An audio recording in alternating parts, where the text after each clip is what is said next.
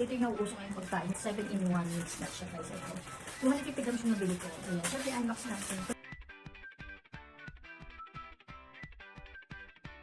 Ito siya guys. Ayan. Mr. Square. Ayan. Mixed nuts. 250 grams. Bubuksan natin siyempre para makita nyo kung ayan, naka-ano siya, naka-sealed pa siya talaga, ayan. Meron siyang almond, cashews, and walnuts, pumpkin seed, black currant, red raisins, ayan.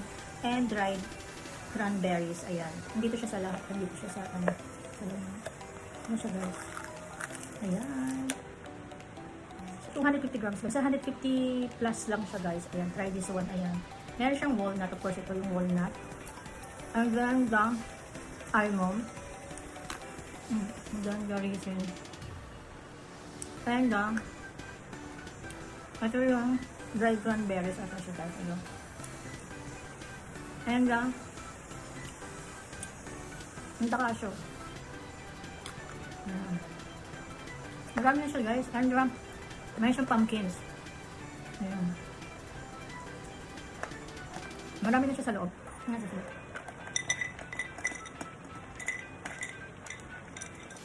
Nagay lang natin siya dito konti guys para makita niyo yung mga ano niya, ayan siya. Marami pa ako. May peanut and my fruits, diba?